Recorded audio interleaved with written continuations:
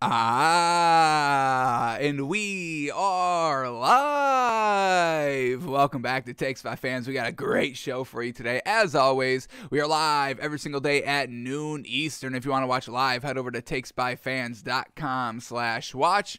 If you want to watch but not live, head over to our YouTube channel, Takes by Fans. We post all of our shows and clips of the show there on a daily basis. And if you just want to listen, we are on podcasting apps, Spotify, Apple Podcasts, Google Podcasts, iHeartRadio. So, however you want to watch or listen, we've got you covered in multiple ways.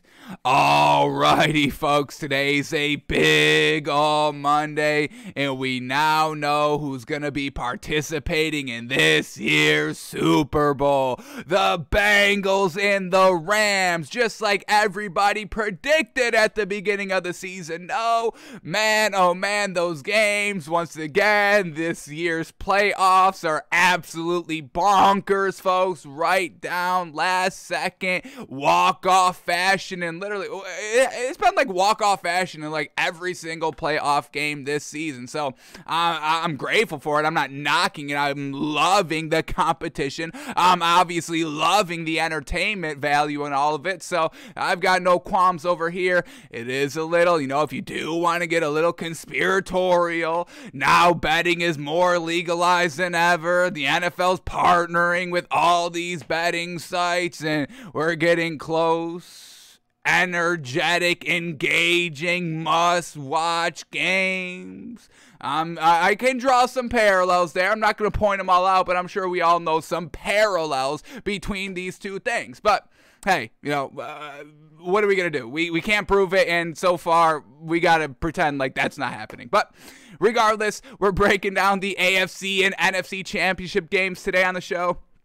So many things to talk about. I mean, now the biggest takeaway of the weekend is, we have to kind of start rethinking the Chiefs and Patrick Mahomes and how great he is, and truly start giving way more credit, which I didn't even know was possible. I thought we were giving this person and this team all the credit, but I think we have to give this player and team even more credit now, Tom Brady and that Patriots dynasty, because we're seeing Patrick Mahomes a little flounder job. He's getting to the game, just like Aaron Rodgers got to, the NFC Championship game and was able to get to a couple of those. Patrick Mahomes 4 straight AFC Championship games, won 2 of them, lost 2 of them, won only 1 Super Bowl. So now we have to kind of recalculate how great actually is Patrick Mahomes, how close is he to actually Tom Brady for the #1 greatest of all time spot. I mean, and that's why we do the show every single day, folks, because we, see what happens. Things change on an instant. The Chiefs were up, 21-3 against the Bengals, 17-3, something along those lines, and just flipped just like that. So things change in an instant, folks, and that's why we're here every single day to see, assess, and then reassess, and then see again, and then say some things, and then reassess, and then say some things, and then we're on track, but we got to reassess again, and that's where we are with this Chiefs quote-unquote dynasty. We are in the reassessing phase with them, because another time they get kind of shut out in the second half, like we just saw in Week 17 against this same Bengals team. So tons to talk about between those two games. Some more coaching information. One story that probably went under the radar yesterday, or did it break today? I don't even know when it broke, but we got a new head coach for the Raiders now. So tons to talk about today. Got to break down the NBA as well. So we'll get to all of that today, but let's start over in the NBA from yesterday, folks.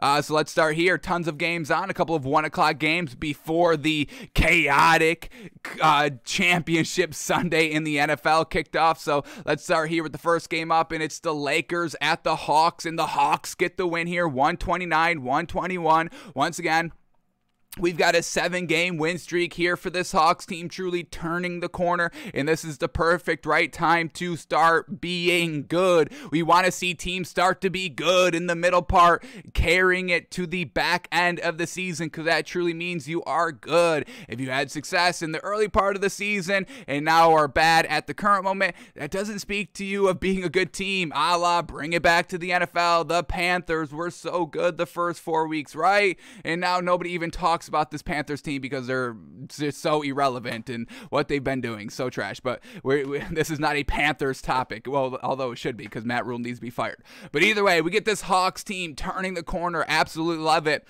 Trae Young, 36 points, 12 assists on 54% shooting. Absolutely fantastic. Clint Capella, 15 points, 9 rebounds. John Collins, 20 points, 3 steals, 11 rebounds on 76% shooting. And then the bench, we got Bogdanovich coming off the bench here, 10 points, 5 rebounds. And Onyeka Okongwu, 16 points, 5 rebounds off the bench. So this Hawks team, they're showing their depth. They're 2 stars, Trae Young, Clint Capella getting it done, and then John Collins filling in as well at the 4. Absolutely fantastic. And then for this Lakers team, no LeBron last night, so can't really expect them to win, but very well done to Malik Monk, 33 points, 10 rebounds, 5 assists, and this was pretty much LeBron-esque last night. So once again, the key to this Lakers team, when they're all healthy, is truly going to be Malik Monk. We need to see this great performance with LeBron James in the starting lineup. Now, we know he's not going to get 33 points with LeBron James in the starting lineup, but another kind of 20-piece a night could definitely, make this Lakers team good, because they're not really good at the current moment. We get Anthony Davis back at the 5, 27 points, 4 assists, 5 rebounds. Russell Westbrook, 20 points, 12 assists, 7 rebounds, 4 turnovers. Still a little bit too much from the man, but, that's Russell Westbrook. Take it how it is, and that's what he is. Carmelo off the bench with a solid 11 points, but still just coming up a little bit short here for this Lakers team. They got to do something at the trade deadline. There's options available, especially on that Kings team, and we'll see if the Kings decide to let anybody go at the trade deadline. But the Hawks get the win, 129-121. Alrighty, next game up here is the Clippers at the Hornets, and man, oh man, another good win for this Clippers team, 115-90 over the Hornets. This is a good, solid win, and a reason why we cannot bet this Hornets team so up and down. But this Clippers team, we called them kind of pups, comparing them to the Heat big dogs that they've got. They went toe-to-toe with the Heat the other night, and now here they are winning games. Is this 2 straight wins for this Clippers team? Let's quickly refresh the standings right here. Clippers, what do we got? Clippers, 1-game winning streak, 5-5, but they're at 500 now, ready to kind of take that next step of getting into the top 6 of the Western Conference, currently sitting at the 7th seed. They're about 3.5 games back from the 6th seed, so still some work to be done by this pup phase, but I'm going to kind of, graduate the young pups here of this Clipper squad. Once again, no Paul George, and they are getting it done, folks. And they're getting it done really off their bench. But let's, shout out some of these starters here. Reggie Jackson, 19 points, 5 assists. And Marcus Morris, 16 big old points. Zubac at the 5, 7 points. But those 10 rebounds, we absolutely love it. And then here we go, off the bench, Luke Kennard, 14 points, 10 rebounds. Wonderful. Justice Winslow, 13 points, 8 rebounds. And Brandon Boston Jr., 19 points. Led the team in scoring with Reggie Jackson, both scoring 19 points. Boston Jr. was a plus 31 on the floor in 21 minutes. Absolutely fantastic here. So congratulations to the Clippers. And I had to do a little research here. I don't know the key stages of a dog's life cycle, so I had to go to barkingmad.com. It's a UK website, and if there's anybody that knows dogs, folks, it's the British, okay? So according to barkingmad.uk.com, after the puppy phase, which is kind of where we started with this Clippers team, we go to the adolescent stage, the adolescent dog stage. That's where the Clippers are. They're not at the adulthood dog stage where the grown dog phase like the Heat are, but they are in the adolescent dog stage at the current moment. We're bumping them up. Well done to this Clippers team of graduating here to the next step of a dog's life. Gotta love it. And then for this Hornets team, I mean, just you can't lose to this Clippers team. And this is no disrespect to the Clippers, but they don't got that superstar. And this is why it's impressive that they're winning games, being competitive without Paul George and all that. But this is unacceptable for the Hornets to only put up 90 points at home when you're, putting up 150 here, 130 here, 120 here. You can't do this. So this is why there's no bettability on this Hornets team at the current moment. It is truly unfortunate, folks. But LaMelo Ball, he had 23 points, 10 assists, 6 rebounds. That's all great, but they're not winning. Terry Rozier, 10 points on 28% shooting, living and dying, by that high kind of field goal percentage. That's how you put up 150 points in a game. So Terry Rozier letting us down. Mason Plumlee doing his thing, 10 points, 10 rebounds. This is, his game. And Miles Bridges, 18 points, but on 31% shooting on 19 shots. Off the bench, just PJ Washington, 10 points. No Kelly Oubre Jr. last night, so that's, part of their scoring production. And then we get James Bouknight coming off the bench of 10 points as well. So just a little too inconsistent here, so up and down in this Hornets team. They're going to have to do something if they want to try to make the playoffs. Where do we got them currently in the playoffs? They are currently the 7th seed in the Eastern Conference. They're about 3 games back from being in the top 6 of truly getting a playoff spot. Right now, they're in the play-in tournament, 7-10 in that play-in tournament that we just saw last season.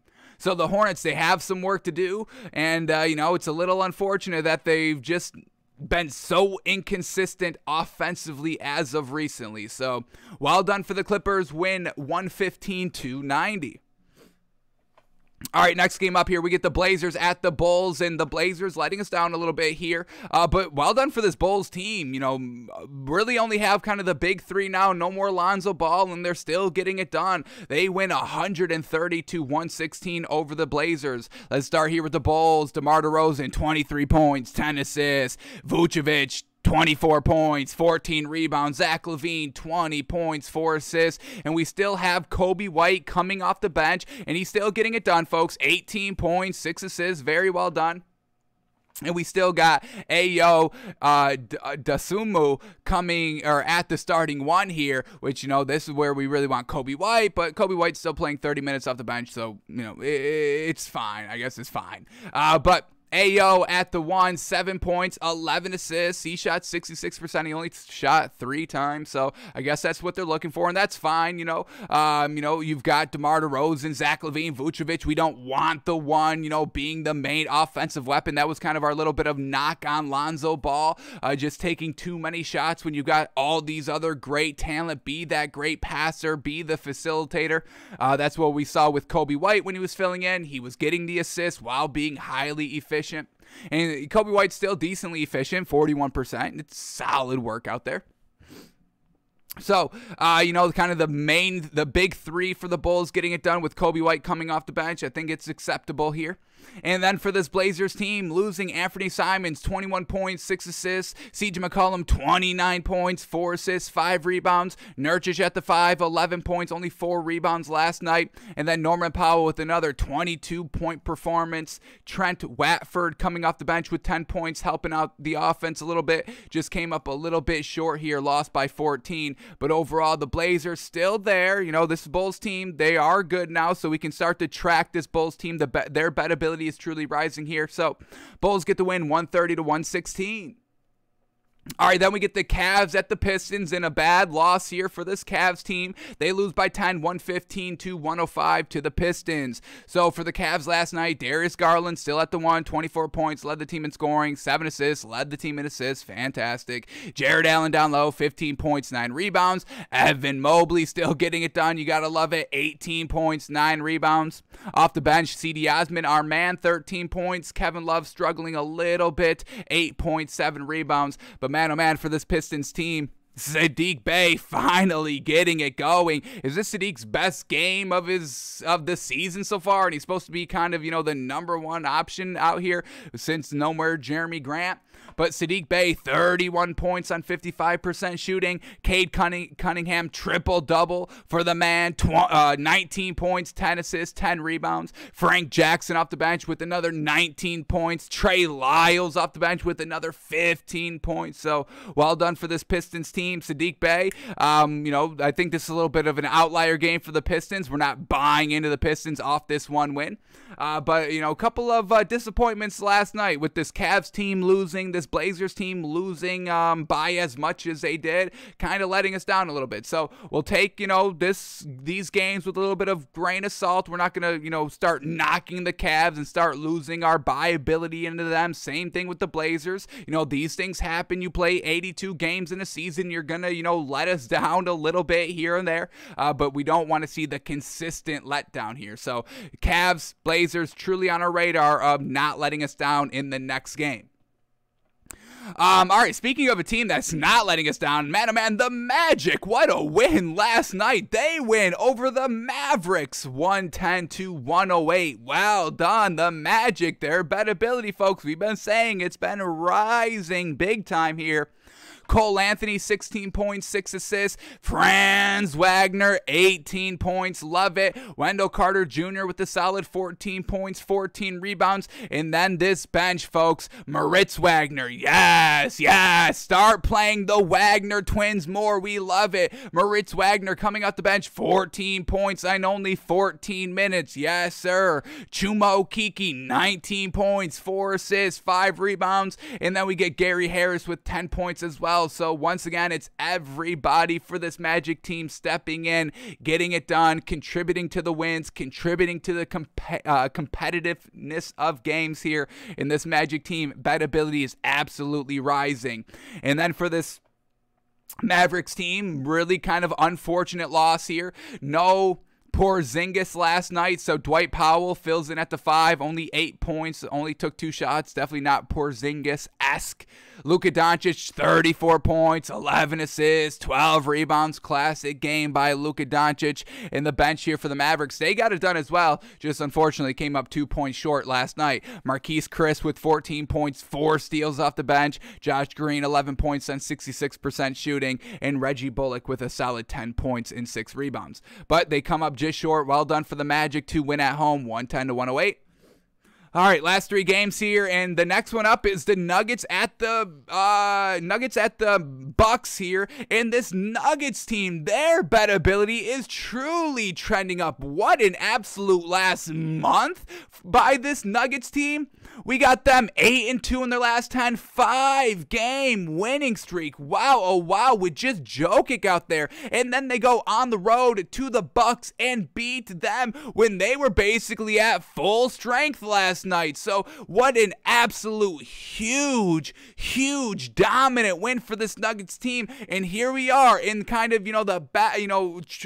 starting to kind of get to the back end of the season. We're kind of at the midpoint / trending towards the back end of the season here, and we're starting to get some new teams emerging as good teams, and we're starting to have to take them seriously. So the Nuggets, bettability, buyability, truly rising. This Bulls team, bettability, buyability, truly rising back up here. So we've got some new teams we could bet on, which is absolutely great here, folks. More opportunity at finding value, more opportunity of winning money. We're all here for it, absolutely. So well done for the Nuggets. Absolute dominant performance, winning by 36 points on the road, winning 136-100. So who got it done for this Nuggets team, and who's helping out Jokic? So here we go. Jokic only 18 points last night, 15 assists, 9 rebounds. Aaron Gordon, exactly where we want to see him. 24 points, 7 rebounds on 4 of 8 from the 3, 58% shooting on 17 shots. Exactly what we've been calling for by this man. We saw it last night, and we've been kind of seeing it over this kind of 5-game win streak here. So Aaron Gordon being that big offensive presence that this Nuggets team desperately needs. Bettability is here now. Love it. Who else was getting it done? Monte Morris, 18 points, 7 assists at the 1. Will Barton, 15 points, 5 assists, 3 rebounds. The bench of Bones Highland, 13 points. Bryn Forbes, such a slept-on piece of this Nuggets team, 14 points last night on 60% shooting. JaMychal Green, 9 points. Marcus Howard, 9 points. And they put up 136 points while Jeff Green in the starting lineup shot 14%. So that's while Austin Rivers coming off the bench shoots 37%. So scoreability is there. The bettability is there. We're starting to kind of get other offensive pieces here for this Nuggets team consistently. What we've been waiting for this Nuggets team. And here they are finally arriving. Well done to the Nuggets. And then for this Bucks team, man, oh man, a little bit of a disappointing loss last night, especially in blowout fashion. And now we have to kind of retool our thinking on this Bucks team. They have not been good over their last 10 games. We've got them at 5-5, defending champions, 5-5 in your last 10, going downhill. Now the 5th seed in the Eastern Conference. So we got to pump the brakes, betting the Bucks and all this. Giannis, 29 points, 9 rebounds. Bobby Portis, 11 points, 5 rebounds. Grayson Allen, 11 points on 40% shooting. And Drew Holiday with 14 points, 8 assists. So everybody in the starting lineup was decent last night. Chris Middleton, he only took 8 shots, so that explains his 9 points. But the bench here of the Bucks is just not good anymore, and I don't understand what is happening. Wesley Matthews, 2 points on 3 shots. He only scored from the free throw line. Pat Connaughton only took 2 shots. He hit 100% for his 5 points, but we need other players here to start scoring the basketball. You can't just rely on Giannis. We need Grayson Allen to return to a huge, great offensive piece that we saw in the first, 3 weeks of the season. So Bucks, man, they're going through a stretch here. Got to avoid betting them, but well done for the Nuggets of getting the win, 136-100. Then we get the Jazz at the Timberwolves here. In this Jazz team, what do we say about them? They need the leadership. No Donovan Mitchell, no Rudy Gobert again last night, and they still flounder big time. Well done to the Timberwolves getting the win, 126-106. Joe Ingles is probably out for the season. I believe he did tear his ACL. Not good. So this Jazz team now kind of losing their depth. Their stars, their leaders are not playing as of recently. So this Jazz team once again going downhill here, where we were big on them in the first 4 weeks. This league is changing now. We're truly seeing who are the contenders and who are the pretenders in this Jazz team. They better hope they get Donovan Mitchell or Rudy Gobert back, or they're going to be truly pretenders out here. So Joe Ingles, no contribution last night in 12 minutes, and then he gets injured. Truly unfortunate. Hassan Whiteside at the 5, not that offensive powered, only 7 points, but he did have 12 rebounds. We give him credit. Mike Conley, doing his thing, 22 points, 5 assists. Bojan Bogdanovic, 23 points on 63% shooting. That's very well done. Jordan Clarkson somehow scraping together 17 points off the bench here, but that's it. They don't have the leadership. You cannot bet on this Jazz team when Rudy Gobert and Donovan Mitchell are both out. There's no leadership. They're just an ID list. There's a bunch of scorers out here. There's a bunch of shooters on this team, but without that leadership, it does not result into wins. We see this. All right, now let's talk about this Timberwolves team. The big 3 last night. Anthony Edwards, only 15 points on 37% shooting, 2 of 9 from the 3, truly letting us down. But Karl Anthony Towns picking up the slack a little bit, 31 points, 10 assists, 11 rebounds, triple-double for the man. And then no D'Angelo Russell, so missing a part of the big 3. We get Jordan McLaughlin at the 1, 12 points, 4 steals, 4 assists. Malik Beasley at the 2, 8 points on 25% shooting, so them letting us down. But the bench came up and got it done and kind of saved the game here. Jaden McDaniels, 22 points off the bench. Jalen Noel, 10 points, 5 assists. And Teron Prince, 10 points, 7 rebounds to make up for the lackluster kind of offensive production that the starters gave. So well done for the Timberwolves finding other ways to win, and huge green flag heading into the back end of the season here for the Timberwolves. And then the last game of the night here, the Spurs at the Suns. Suns get the win again. Man, oh man, got to give respect to the Suns team. Number 1 seed in the Western Conference, number 1 seed overall, currently at 40-9. Last 10, they've won them all. 10-game game winning streak for the Suns team. Probably the most complete team overall. And I know I've said this, the Heat team, the Miami Heat are the best team in the league. I think I got a little over carried away by the dog narrative, but this Suns team, got to give them credit. Probably the best team in the league right here. And the way that Chris Paul is playing, folks, we thought he was good last season. He's blowing himself out of the water this season compared to last season. So big time shout out to Chris Paul. He got a taste of the championship. They ripped it right out of his mouth, and now that's all he's been thinking about here this offseason, getting back and actually winning that ring. Chris Paul, 20 points, 19 assists. 20 points, 19 assists, 8 rebounds. Do y'all comprehend those numbers? Magnificent. Devin Booker, 28 points, led the team in scoring. Bismack Biyombo back at the 5 with no DeAndre Ayton, 10 points, 11 rebounds. Well done. Still able to kind of take some of their bench pieces, put them in the starting lineup when they need to, and still can kind of compete at 100% capacity. You gotta respect it, and you gotta absolutely love it. McCall Bridges, 26 big old points, 8 rebounds, and Cameron Johnson, a solid 11 points. With Ish Wainwright coming off the bench of 10 points on 50% shooting. We will absolutely take that as well. And then for the Spurs, they kept it close, only lost by 5 last night. No DeJounte Murray. Unfortunate, and they still were able to be competitive. Shout out to Doug McDermott, 24 points. Keldon Johnson, 16 points, 8 rebounds. And then Lonnie Walker coming off the bench with 22 points, making it a competitive game. But the Suns team sticking to it, getting it done, winning at home. 10 straight wins for them. They get the win 115-110. Alrighty, that is all the NBA from last night. Let's see what we've got on tap tonight in the NBA. Couple of games on. What do we got? 7 games on tonight. So let's see where that value is and if we can make a little bit of money. No Monday Night Football. We haven't had Monday Night Football in a while. No football all this week besides the Pro Bowl. So, you know, we're going to have to make our money a little bit of a different way from here on out. So, but we're up for the task. We can make money in the NBA. I think it's a little bit easier betting the NBA than betting the NFL.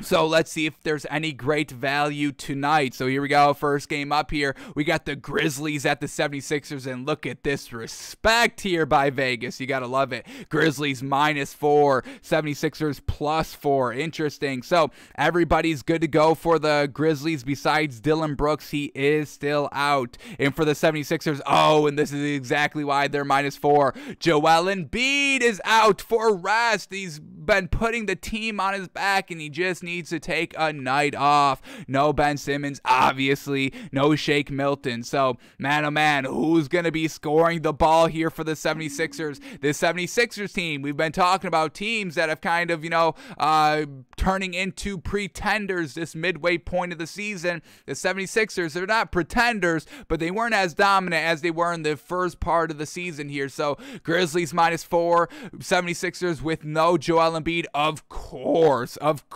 we're swallowing 4 points here for the Grizzlies. It should be Grizzlies -10. So swallowing 4 points there, got no problem with this. Joel Embiid is their only offensive consistent production out here. We can't even trust their guards anymore. Can't even trust Seth Curry anymore. Tyrese Maxey, he could still get it done, but who is he going to be assisting to because nobody else can score? So, man, oh man, Grizzlies -4 I think is fantastic value. Yes, sir. All right, next game up here, we got the Pelicans at the Cavs. Cavs on the back-to-back. We're going to stay away from this one. Then we get the Clippers at the Pacers. Clippers on the back-to-back. Clippers +2.5 on the back-to-back. We got to stay away from this one. Then we get the Kings. The Kings at the Knicks. Kings +6.5. Knicks -6.5. This Kings team, folks, a little, big surprising competitive game. Their last game facing the 76ers, only lost by 2, and like we broke it down yesterday, they were really leading the entire game until the late third quarter. where the 76ers kind of, got back in charge. But overall, this Knicks team, there's no buyability here. So getting 6.5 here with the Kings is potentially good value. Let's see who's all in and out here. De'Aaron Fox is a game-time decision, so we'll see if he's back, and Terrence Davis is out. For the Knicks, we still get Derrick Rose out, and Nerlens Noel's a game-time decision. I do like the Knicks plus 6.5 here, or the Kings plus 6.5 here, but this seems like a game where the Knicks just dominate in because the Kings aren't that great overall. The Knicks aren't great either, or even good. We don't like this Knicks team at all.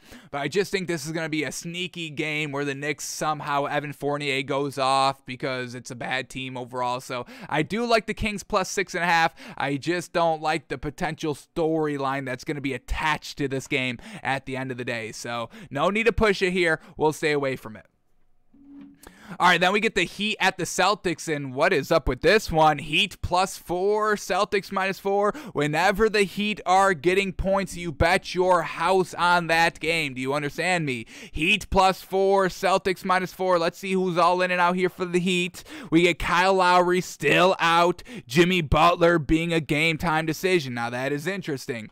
For the Celtics, everybody is good to go. Let's quickly see if we got any more information here on Jimmy Butler. Let's go to our favorite Twitter account here, NBA Fantasy Labs. We want Jimmy Butler trending toward playing. We know this Heat team is a bunch of dogs, don't get me wrong, and they can all get it done even without Jimmy Butler. But, if we're taking 4 points here, I would like, Jimmy Butler in the action.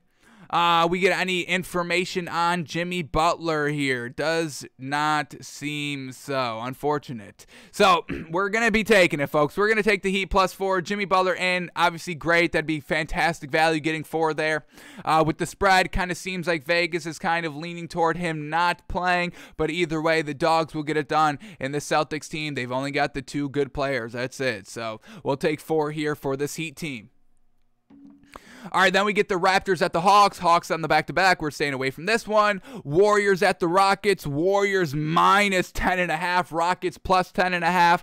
Rockets are absolute garbage. A garbage team, absolutely. And for the Warriors, Draymond Green is still out. For the Rockets, Kevin Porter is a game-time decision. So we hate swallowing all these points in the NBA, but when they're facing the Rockets, we're going to have to swallow these points here. Warriors minus 10.5. We're going to swallow that value.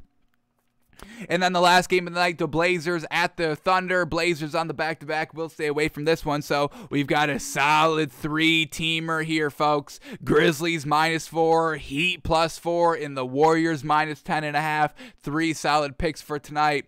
Cashing in on this great value. Absolutely love all those picks.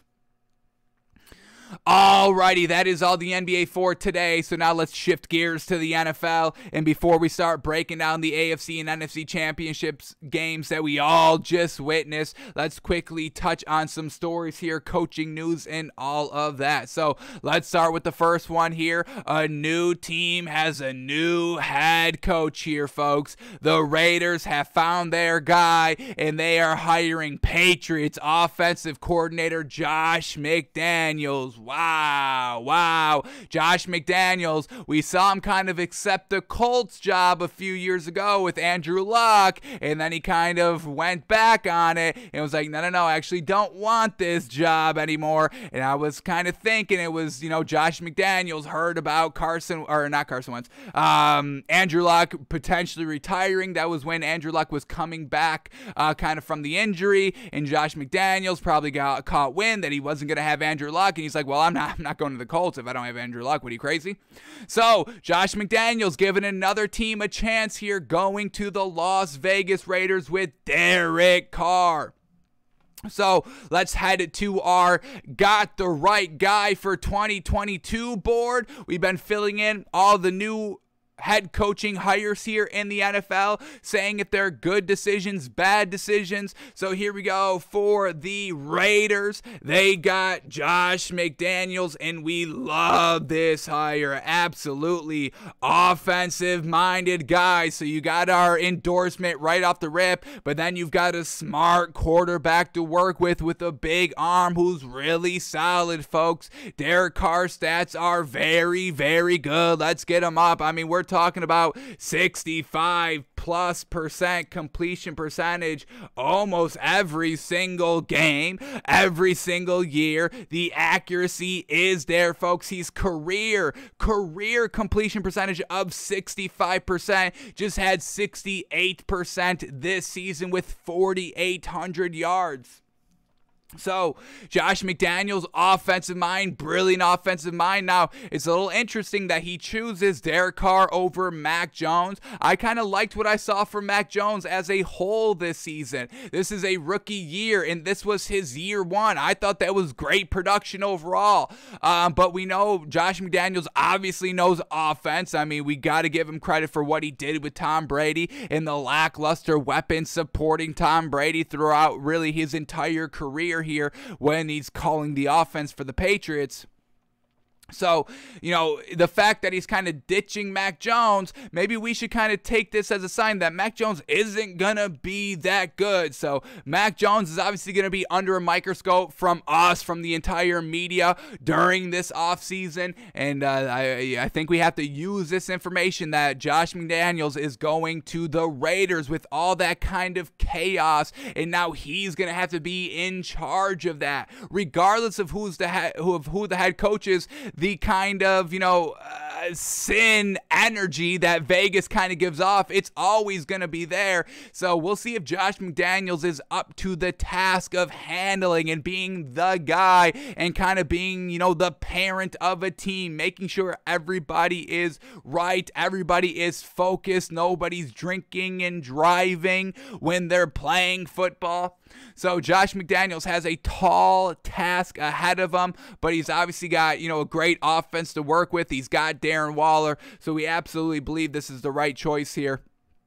Raiders got it right, and we'll see, you know, what the Patriots can do. Is the Patriots dynasty truly gonna end? And, you know, can Bill Belichick reorganize and rehire and try to be as good as they once were with Tom Brady? So tons of storylines, tons of narratives to talk about in the offseason. Next season, I know this season isn't over, but next season's gonna be great as well. A ton of things to talk about and truly dissect, and once again, you know, reassess narratives. Once again, with Patrick Mahomes, have to reassess how actually great he is and if this Chiefs team is actually a dynasty or not. We'll see if Bill Belichick is actually a good coach himself or if he's just a classic defensive guy with the big ego that had the greatest quarterback of all time next to him.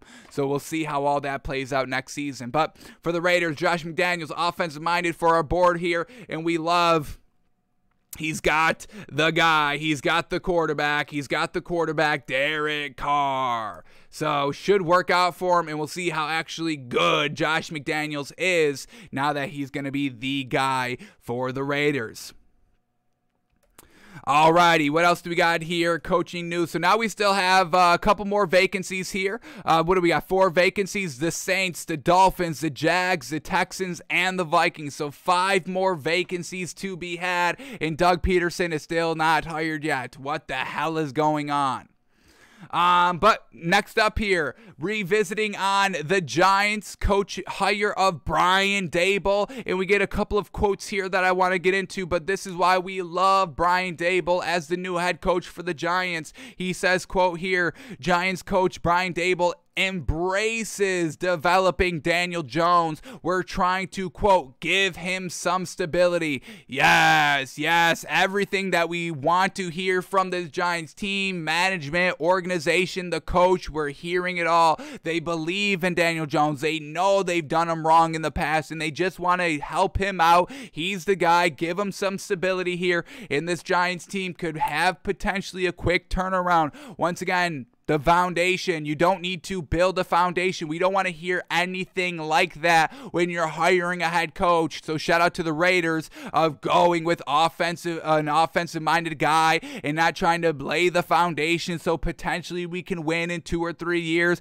You can turn around a franchise with the coach and the quarterback. They kind of both need to be right, but it is possible. We just saw the Bengals. They're going to the Super Bowl. They went into Arrowhead and won the game and only allowed the Chiefs 3 points in the second half again.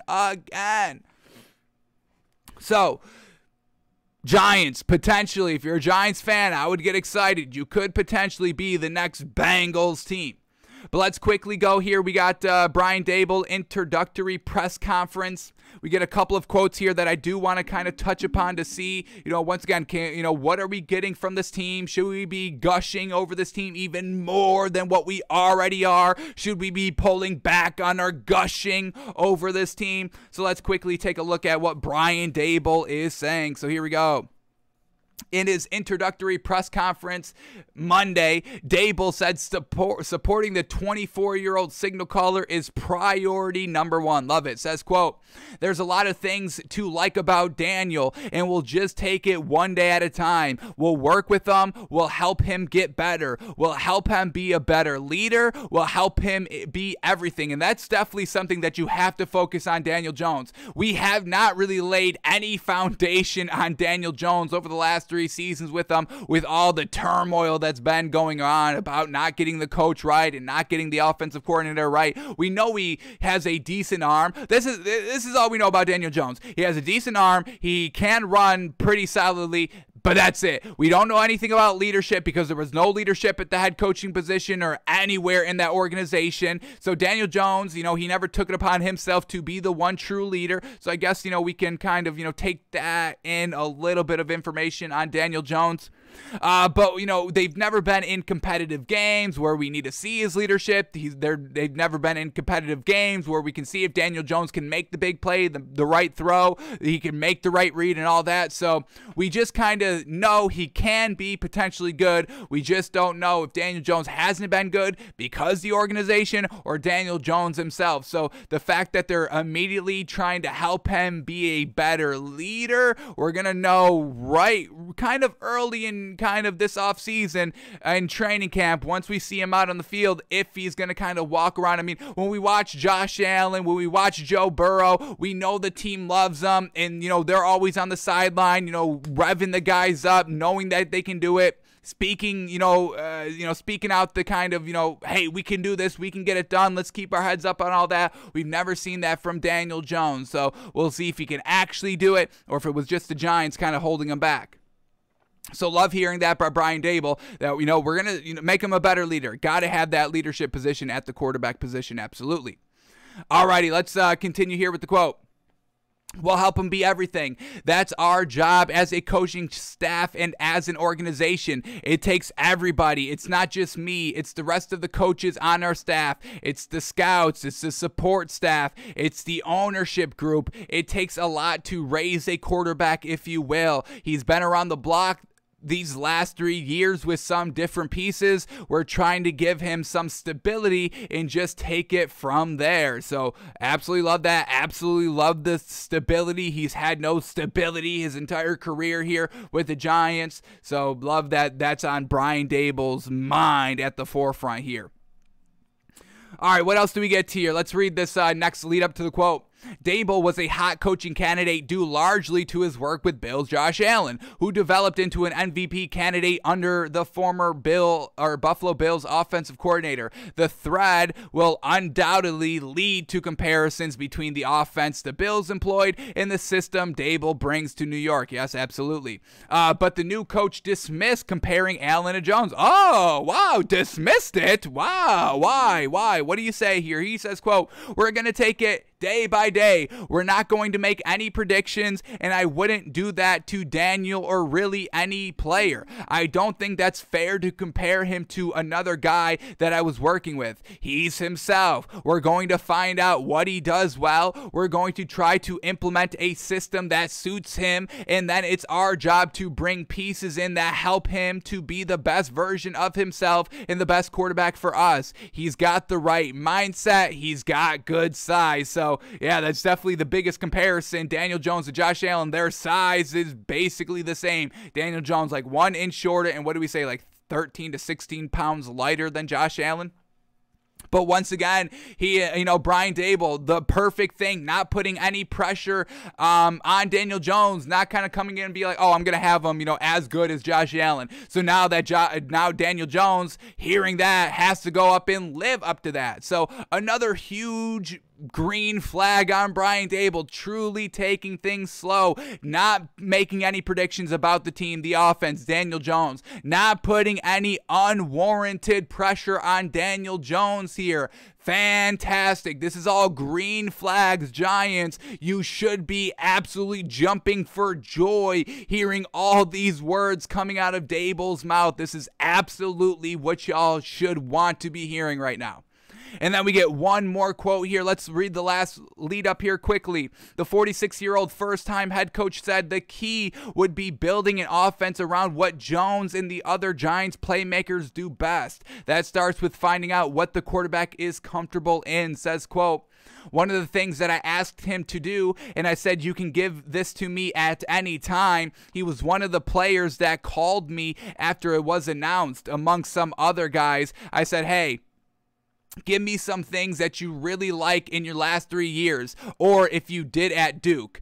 And that's where it's going to start, is some foundational pieces that he feels comfortable with. I think that is going to be a day-to-day process. I'm not going to put any expectations on him. I know he wants to do well. He's got the right mindset. He's dedicated. He's a hard worker, and I'm looking forward to working with him. Another great green flag right there, folks. Hey, Daniel, tell me what you like to run. What do you think you're good at? You've been here for 3 years. What did they have you do that you were loving, that every time they called the play, you kind of smiled because you're like, yeah, this is my time. I can't wait to throw this ball. I know where to go with the ball. I love this play. I know this play. So fantastic by Brian Dable. And why it's such a big thing, folks? Let's go back to Adam Gase, the quarterback guru, the quarterback whisperer. And folks, that's honestly why I started this show, because of Adam Gase, because the entire national media was gushing and sucking Adam Gase his entire career, and then he got the job, and we all realized this man is an absolute fraud. Why was this man in the league? Because he played with Peyton Manning. He coached Peyton Manning, so that makes him good. What are you, crazy? That's why I started the show. That's when I officially lost all my trust into national sports media, when y'all told me Adam Gase was good. That was the last straw for me, and here we are, 2 years into Takes by Fans, and we are taking off, folks. Absolutely, absolutely.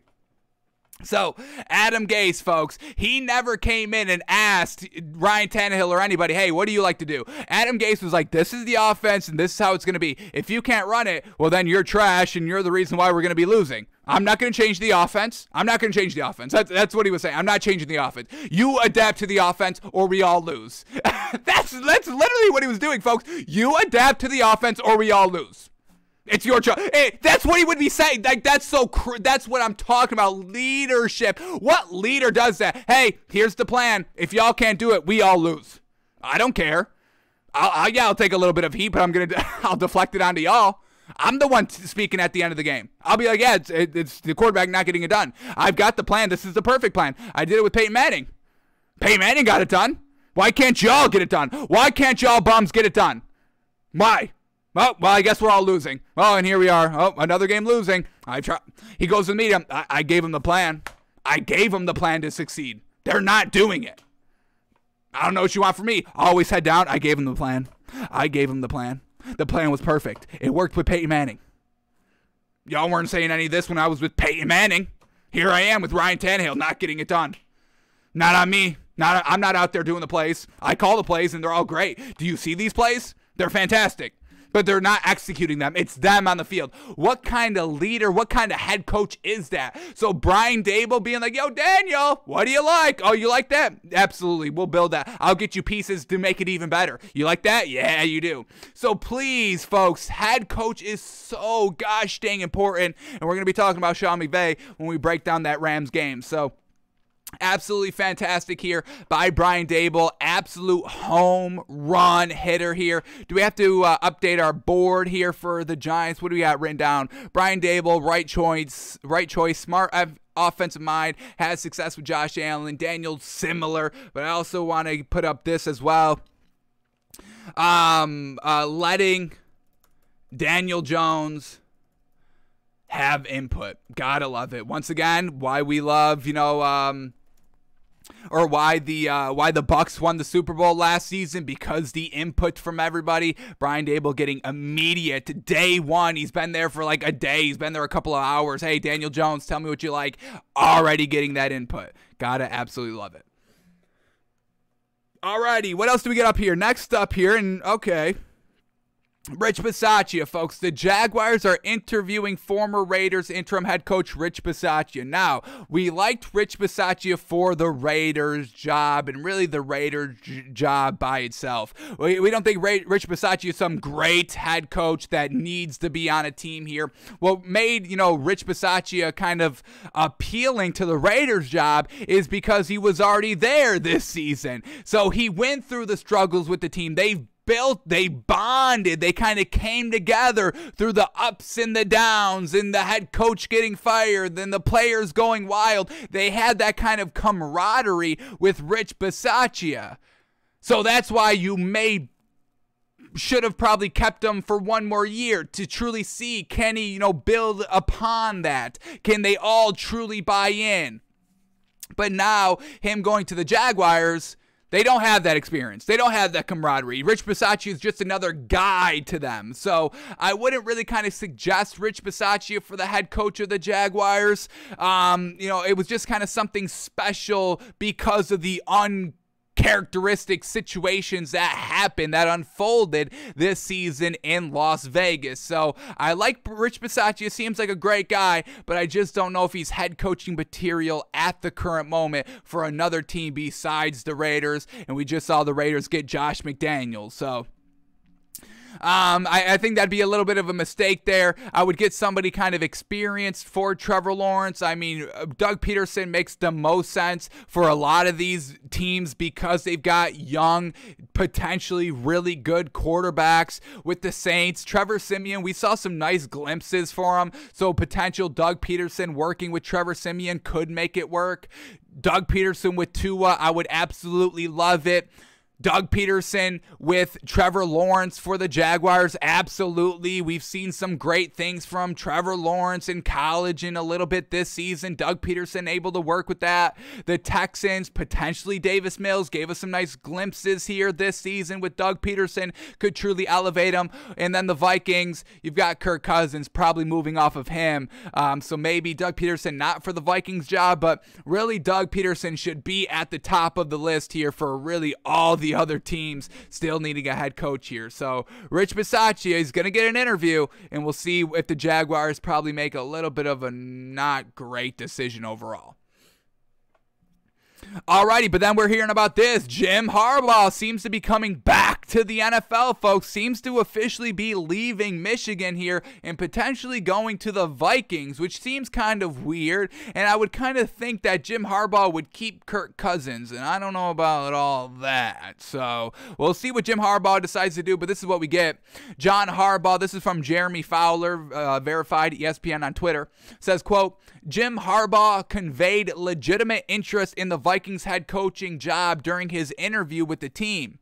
With Minnesota coming away, feeling Harbaugh is ready for a return to the NFL. As of now, he's still considered in the mix for that job. So that's really all we've heard about Jim Harbaugh is the Vikings job. Haven't really heard about him interviewing on any other job or expressing big interest into any other job. So seems like he may be going to the Vikings, and I would kind of expect, I would kind of feel that Jim Harbaugh would keep Kirk Cousins at the quarterback position, and I don't know about that. Doesn't seem like it results into anything big, folks. Our knock on Kirk Cousins. Stats are great. Wins are lacking. Wins are lacking, especially with all that great talent. You can't be having lacking wins like that. And I mean, like, you can't say, well, oh, it will get better. They'll finally get it figured out. I mean, look at the Bengals with Andy Dalton.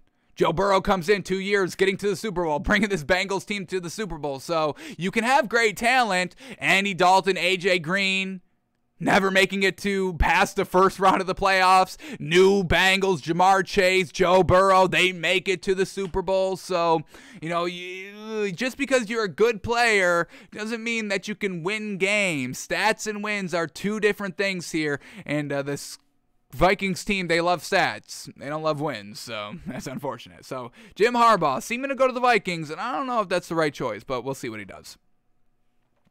All right, and then talking about this, the Saints here, once again, still looking for a head coach here, and they're going in a lot on defensive-minded coaches, which I don't love. This week, the Saints plan to interview Brian Flores, defensive coordinator for the Lions, Aaron Glenn, and defensive coordinator for the Saints, Dennis Allen. So they're looking at 3 defensive guys for the head coaching job, but then last second, they say Doug Peterson is going to be interviewed he was interviewed yesterday. So they interviewed Doug Peterson, and now they're trying to go defense for the rest of them. So it's still a little bit of glimmer of hope that a team's going to make the right decision and pick up Doug Peterson. He's the best available option, folks. I'm telling you, with any of these young quarterbacks, Doug Peterson instantly makes you playoff contenders right off the rip. So Saints, we'll see what they do, but it kind of seems like they want to go defensive-minded.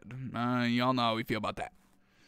All right, last two things quickly. The Packers officially promote Adam Stenavich to offensive coordinator. Adam Stenavich was the Packers offensive line and running game coordinator. And once again, we know that Aaron Rodgers was kind of speaking with Packers management the last couple of days to make sure everybody's on the same page for the future of the organization. So the Packers making this call now. Is this what Aaron Rodgers wants, or is this what he doesn't want? So we'll kind of know a little bit later what decision Aaron Rodgers makes. Does he stay? Does he go to the Broncos with Nathaniel Hackett? Does he just stay? What does he do? But, we'll look back and to see if he stays. This is what Aaron wants. If he probably leaves, he probably didn't want this. So we'll see what happens there. They do find a new offensive coordinator, and I'm sure, Packers do want to keep him, so I do believe this is what Aaron Rodgers wants, but we'll see what his official decision is in the next coming weeks.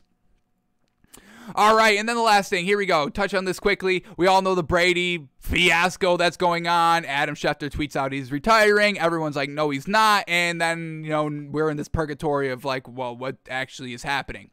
So now the new narrative, we thought Tom Brady kind of wanted it to be an exclusive for the man in the arena, but now we're hearing that he wanted to do it during the Super Bowl. Because we get this right here, this rumor, Bucs and the Patriots, Tom Brady was planning to make retirement announcement during the Super Bowl. Wow. This is coming from NBC Sports, folks, that he wanted to do it during the Super Bowl. Tom Brady wanted to take all the kind of clout away from Joe Burrow and make it all about him. Classic Tom Brady, yeah?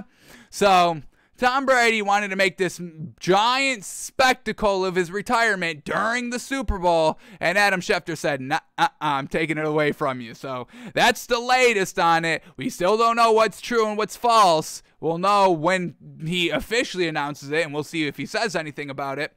But that's where we are right now. Tom Brady wanted to do it during the Super Bowl. Biggest game of the year. Most eyes ever. He wanted the eyes on him. And he deserves it. We touched upon this when we broke it down the other day. But, during the Super Bowl, you're not in it anymore. You didn't get to the Super Bowl. It's not about you, Tom. We're in this new age. We get Matthew Stafford finally. Tom Brady knocking down Matthew Stafford in Matthew Stafford's only great season because he finally has a good team. Is Tom Brady threatened by Matthew Stafford? If Matthew Stafford was on a good, competent team his entire career, is Matthew Stafford the Tom Brady? And is Tom Brady even anybody if Matthew Stafford has Sean McVay his entire career?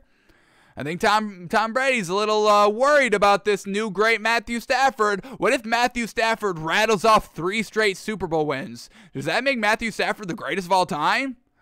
I think it would be interesting. I think the debates would be very, very interesting, folks. And I think there's some points to be made in that argument. So it would be real interesting. So I think Tom Brady is trying to steal Matthew Stafford's shine, or does he fear Joe Burrow? Joe Burrow, second year, already getting to the Super Bowl? Oh no, he may be able to beat me in kind of greatest of all time. Screw Patrick Mahomes now, the man can't get out of the AFC Championship game. So I don't have to worry about that, but I got to worry about this young blood.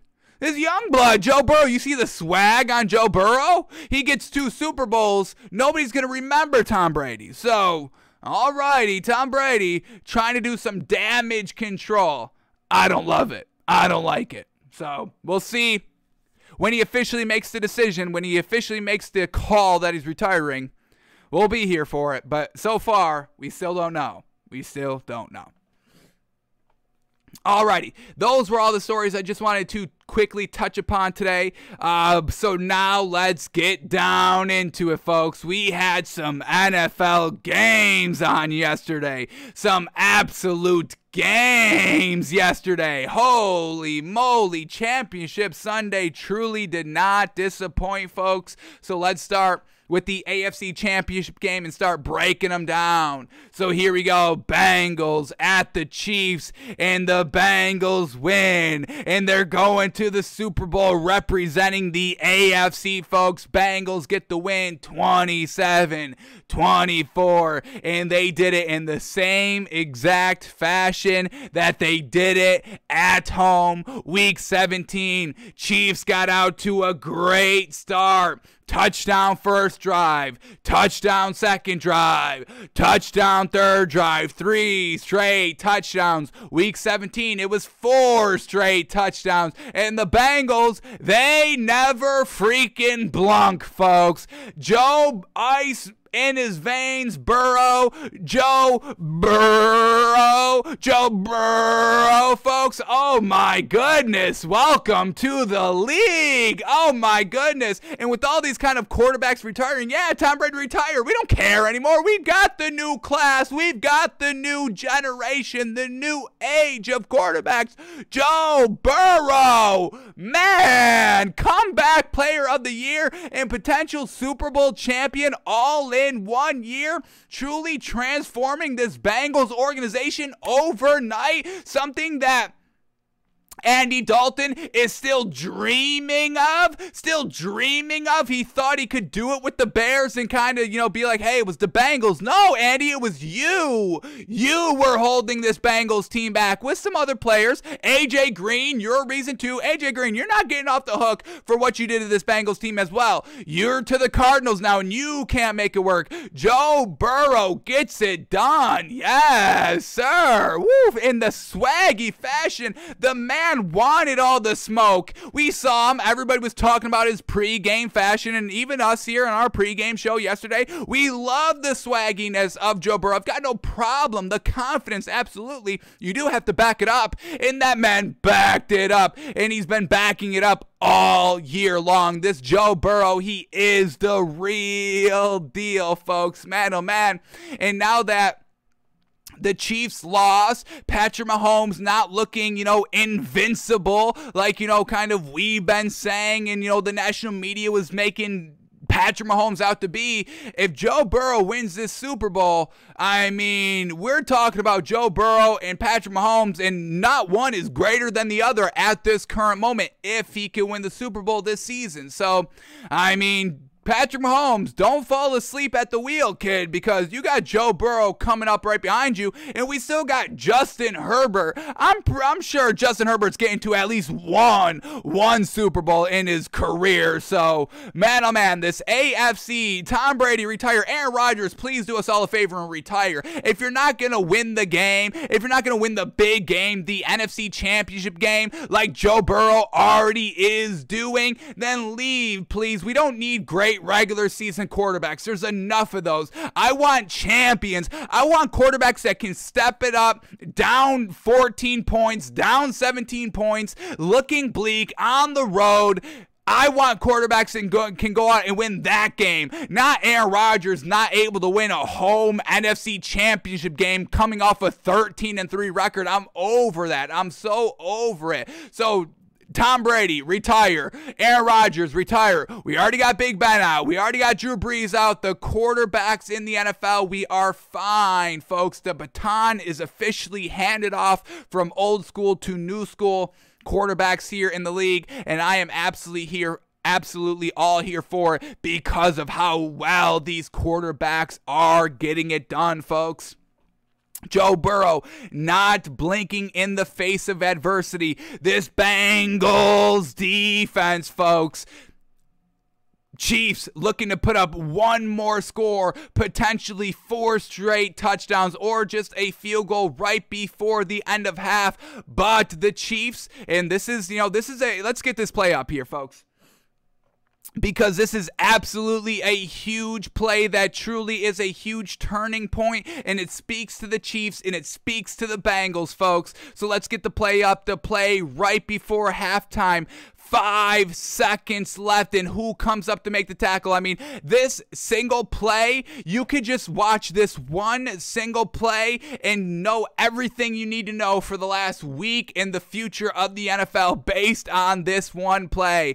5 seconds left. Chiefs up 21-10. 5 seconds left in the first half on the 1 yard line. Second and goal. No timeouts for the Chiefs.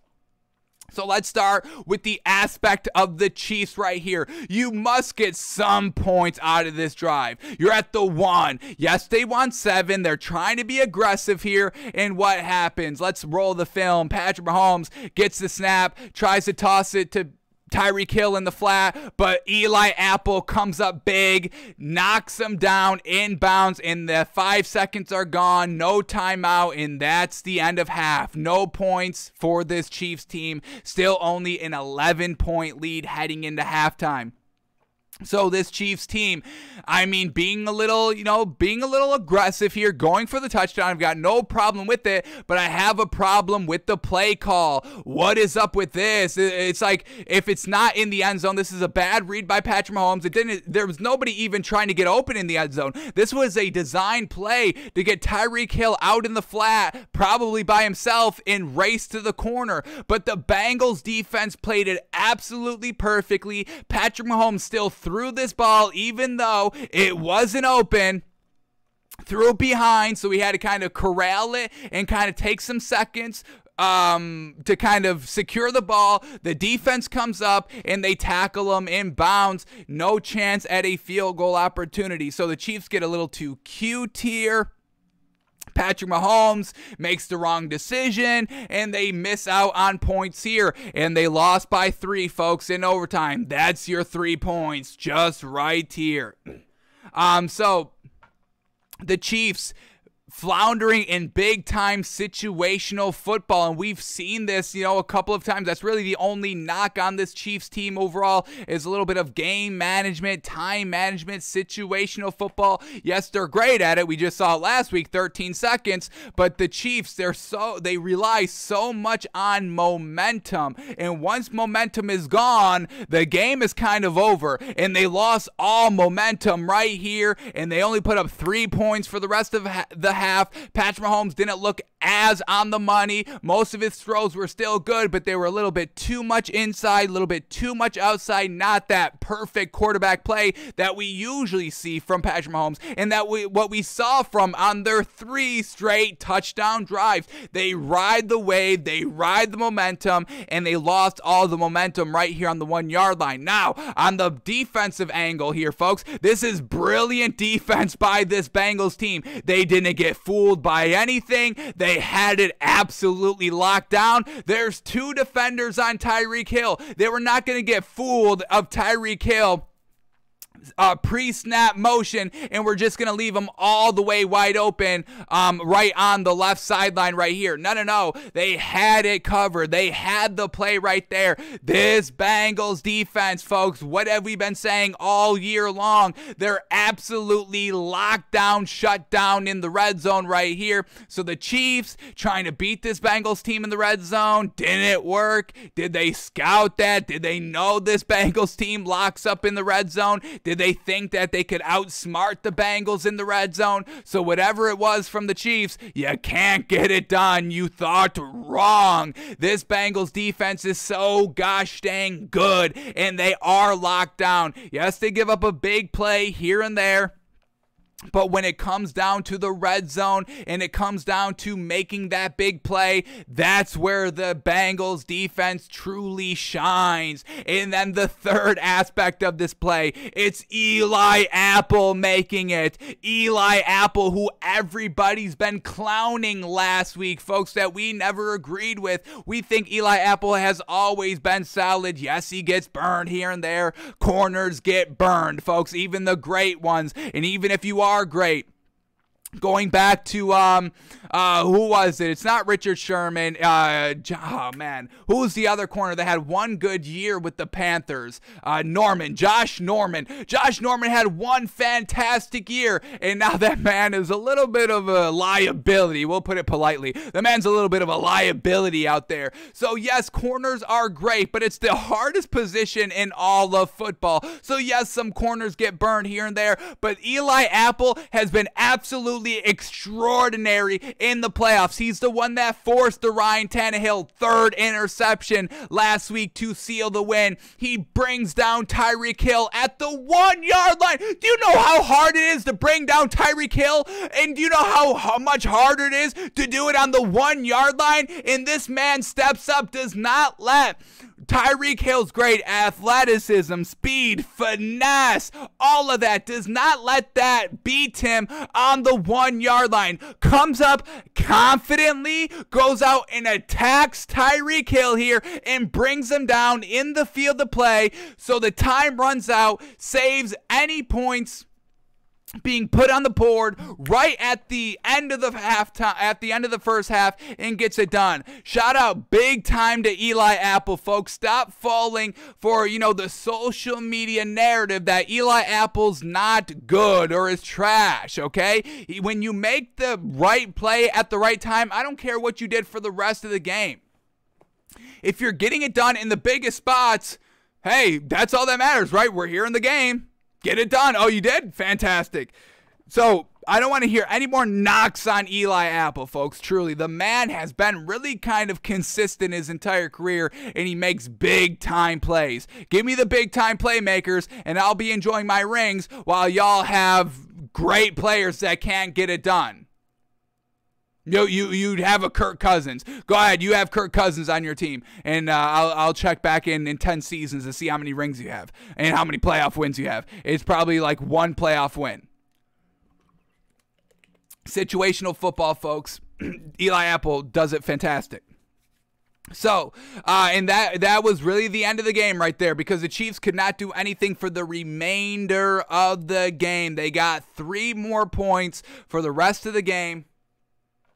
Where did the 3 points come from? They had a game-tying field goal, because that's what, Patrick Mahomes and this Chiefs team does. They take the final drive, 15 plays, 49 yards, the final 6 minutes and 4 seconds. And once again, locking it up in the red zone. So let's talk about this, because this was driving me absolutely crazy yesterday night. I cannot believe y'all were saying this. And I may have to kind of investigate some tweets to see if they're still up, because that's something you immediately delete as soon as you press it. Final minute. So let's set up the situation right here. Bengals, they kick a field goal on their last drive of the fourth quarter, and they go up by 3 points, 24-21. Bengals. And then the Chiefs, they go down. They're eating up the final 6 minutes here. And once they get inside the 5 right here, 1st and goal from the 5 with a minute and 30 seconds left, everybody was saying for the Bengals to let the Chiefs score.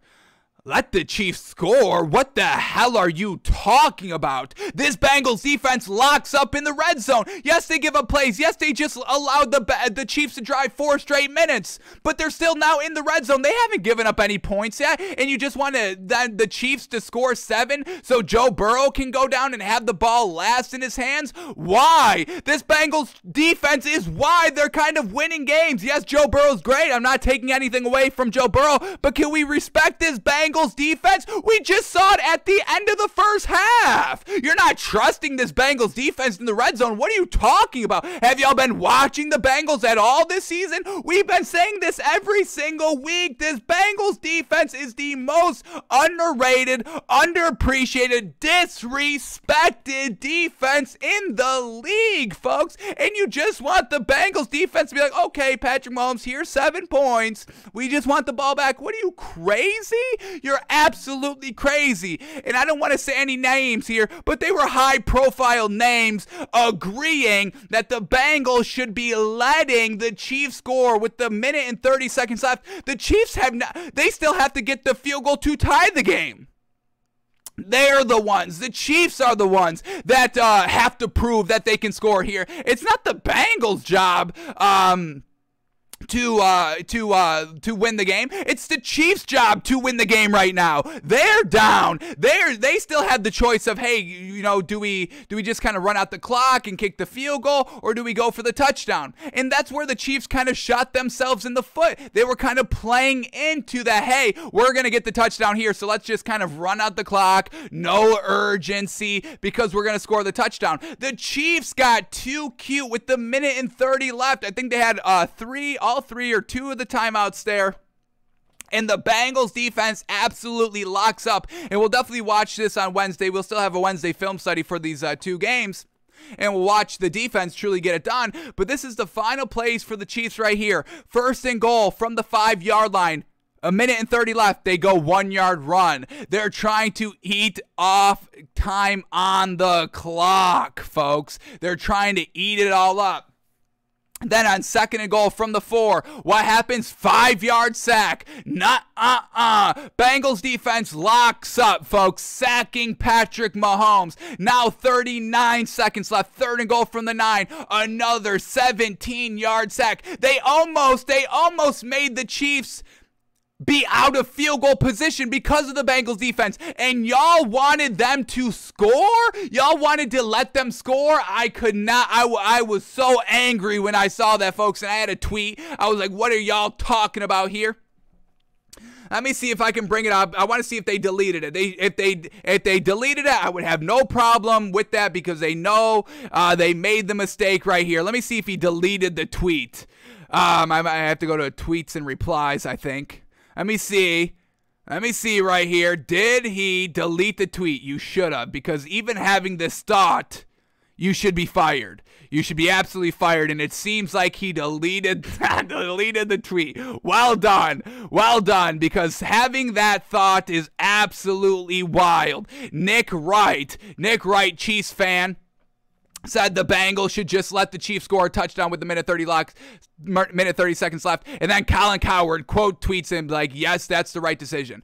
How absolutely wild is that, folks? Just so Joe Burrow can have the ball last in his hands, because we all saw what happened in Buffalo against the Chiefs last week. Disrespect to this Bengals defense, folks. Absolutely big time disrespect there by saying that. Hated that. So, Joe Burrow playing absolutely fantastic right here. And I just got one. There's two. Let's go over these two plays quickly. The big field goal drive here to put them up 3 points, tied, I believe, 21-21 at this moment. And on 3rd downs, there was 2 3rd downs where Joe Burrow decides to utilize his legs for the 1st down pickup, and he gets it done, and these were absolutely clutch as heck. Let me see if I can find the first one. I got the 11-yard. I think there's a 7-yard. Dang. Where is it? Right here. Here we go. This is where Joe Burrow, why you want a tall quarterback, all of that. Tall, big body quarterback. Here it is. Tied 21-21 with basically the start of the 4th quarter. It's 3rd and 7 at the Bengals' own 23-yard line. Joe Burrow facing pressure, escapes the pressure, almost got brought down, folks, and the Chiefs defense lost them. Almost lost them the game last week, not being able to bring down Josh Allen, and now they couldn't bring down Joe Burrow, and he evades the high step right there, races to the corner, picks up the 1st down on 3rd and 7. This is the drive to go up 3 points. It chewed off 6 minutes here. Chiefs chewed off the last 6 minutes, but the Bengals chewed off the first 6 minutes here of the first quarter, and Joe Burrow picking up 3rd and 7 right there by his legs. Fantastic. And then he does it later in the drive. He does it again a little bit later on the drive, and this time for 11 yards on another 3rd down. From their own 34-yard line, Joe Burrow steps up in the pocket, decides to go right up the middle here. Doesn't have to evade any pressure, but just sees the openness in the field and takes advantage of it. Picks up the 1st down, keeping the drive alive that resulted into the 3 points right there, to tie the game, to go into overtime. So shout out to Joe Burrow, ice in his veins, clutch, clutch, clutch. Escapability is there, and why everybody was wanting, just the Bengals to let the Chiefs score, because, the Chiefs fans, they don't know what defense is. The defense loses them the game. Not being able to bring down Josh Allen. If you bring down Josh Allen last game, you don't need the final 13 seconds. You don't need to get the overtime coin toss to win the game. You bring down Joe Burrow right here. You don't need the overtime. And the Chiefs won the toss in overtime. So could we talk about that? Patrick Mahomes and the Chiefs. Where's the Chiefs fans now? Nobody's crying about, both teams couldn't touch the ball, all that. Patrick Mahomes throwing an interception out of the drive. Could we be done with the overtime rule changes? Defense steps up. If you have a good defense, it doesn't matter if you get the ball first. This Bengals defense, can we start respecting them a ton more, folks? They got it done in every high-pressure situation. 1 yard line. End of the first quarter, getting it done. End of the fourth quarter, when you're only up 3, and if you give up a touchdown, it's game over. What do? Lock up. Oh no, Chiefs get the balls to start overtime. What happens? Defense steps up. Well done, Bengals defense. Yes, sir. Jeez. Enough disrespect on this Bengals defense. Enough disrespect on Eli Apple. They're going to the Super Bowl. Give them respect. Damn. So absolutely fantastic here by the Bengals. Love it. All right, let's break down some stats quickly here, and then we'll move on to the NFC Championship game. So here we go.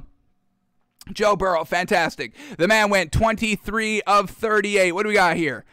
60% completion percentage. Obviously could be a little bit better, but made the right plays when he needed to. And this Bengals team, a complete team overall, offensively, defensively, both stepping up in high pressure filled situations, the biggest situations of the game, folks. I don't care about stats when you come up clutch in the big opportunities, the big spots of these games. Well done, Joe Burrow. So 60% completion percentage, 250 yards passing, 2 touchdowns. He did have the 1 interception. Interception came here at the start of the fourth quarter. But once again, the defense steps it up, allows the Chiefs to go absolutely nowhere, go 3 and out, and return the ball right back to Joe Burrow. And then off that interception, what does Joe Burrow do? He makes the 2 clutch runs on 3rd downs, and he kicks a field goal to put him up 3. So well done to Joe Burrow, shaking it off. Cool as a cucumber, Joe Burrow. Man, oh man, Joe Burrow, folks. All right, running game. Joe Mixon, 21 rushes for 88 yards. Well done. Solid established running game all throughout. They still stuck with the run. Down 21-3. Still stuck with the run. No big deal. Never floundering, never wavering. I mean, there's just ice in the veins there by everybody of the Bengals. Head coach, Joe Burrow, Jamar Chase, Eli Apple, the entire defense. Nobody got overwhelmed in this moment. And once again, Joe Burrow saying right before this game, can we stop the underdog mentality? Absolutely, kid. Absolutely. Stop it. Give this Bengals team the utmost respect because they truly deserve it, folks. Joe Burrow took off 5 times for 25 yards as well. All right, who was Joe Burrow slinging the ball to? We had T. Higgins, and that's what we were saying. Jamar Chase potentially is locked up here. It's going to rely on T. Higgins, and that's exactly what happened. Led the team in receiving yards, 6 catches, 103 yards. Jamar Chase, 6 catches, 54 yards, still got his tug. Yes, sir. Samaje Perine, 3 catches for 43 yards and a touchdown. Took a screen to the house for 40 yards. You got to love it. And then Joe Mixon, 3 catches for 27 yards. Tyler Boyd, 4 catches for 19 yards. Man, oh man. All right, now let's give some love to this Bengals defense, shall we? Eli Apple, no official stats, no sacks, no tackle for losses, no touchdown, but that the touchdown saving tackle on Tyreek Hill at the end of the first half. That's your stat. That's your shout out. Yes, sir.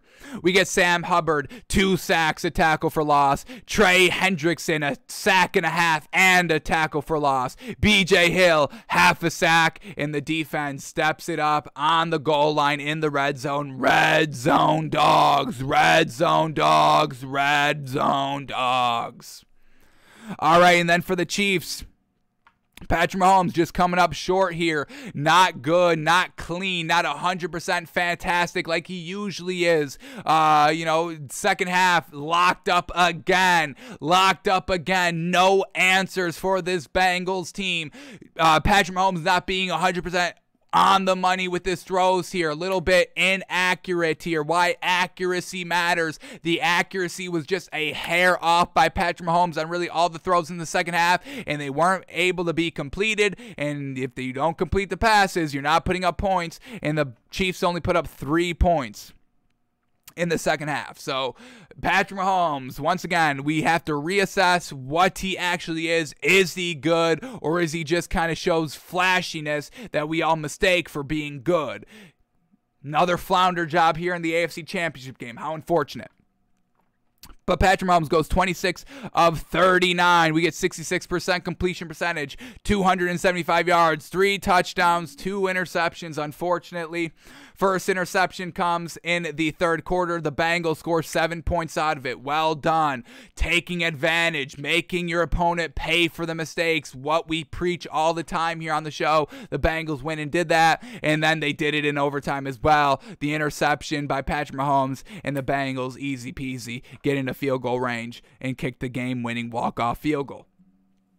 All right, running game by the Chiefs. It was okay. Jerick McKinnon, 12 rushes for 65 yards. Clyde Edwards-Helaire, 6 rushes for 36 yards. Patrick Mahomes, 3 rushes for 19 yards. And getting Mecole Hardman into the action as well, 2 rushes for 18 yards. So, once again, the Chiefs, they were fantastic in the first half. Everything was working. But then the second half, the Bengals defense found out how to stop it. And, man, oh, man, did they ever shut that down. Man, oh, man, this is going to be a great Super Bowl, folks. And now Matthew Stafford is going to have to kind of make sure that he's good at halftime and make sure that this Rams offense truly switches it up at halftime, so the Bengals defense doesn't have, the advantage, the leg up of, shutting you down in the second half. So, and that's going to be tough because there's some things to talk about when we get to that Rams matchup here. I think I'm early leaning on the Bengals to win this game. Alrighty, and then who was Patrick Mahomes slinging the ball to? Travis Kelce, 10 catches, 95 yards, a touchdown. Tyreek Hill, 7 catches, 78 yards, a touchdown. Mecole Hardman, 3 catches, 52 yards, a touchdown. So going to obviously his playmakers, which make the Chiefs so gosh dang good. Jerick McKinnon, 3 catches, 30 yards, and Brian Pringle, 2 catches for 16 yards. So the Bengals get the win, folks, 27-24. Joe Burrow and this mother-loving defense of the Bengals. How absolutely fantastic. Alrighty, and then once again right here, Von Bell, the Bengals defense smother Patrick Mahomes and company after the Chiefs' hot start in the AFC title game, and Von Bell says, quote, "We never batted an eye," and absolutely they didn't. We saw that, folks. We saw that on the 1-yard line right before halftime. They never batted an eye. The defense always knew they'd be fine, and they were fine, and they won the game. Never batted an eye. And now we get Tyrann Mathieu. He's fantastic.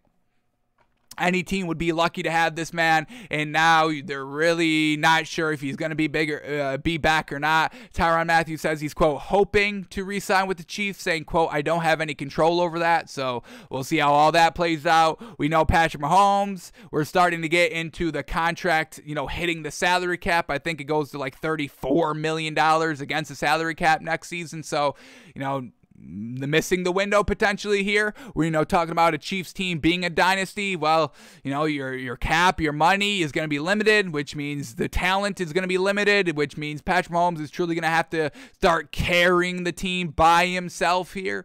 So we'll see what happens. It's going to be interesting for the Chiefs, but when you go big on your quarterback, everything else is going to suffer a little bit. And we'll see how the Chiefs navigate that. We'll see how Andy Reid navigates that. And once again, is Patrick Mahomes actually good? We're gonna know it throughout the course of his career. So once again, reassessing Patrick Mahomes. We'll definitely take a deep dive look into that this upcoming offseason.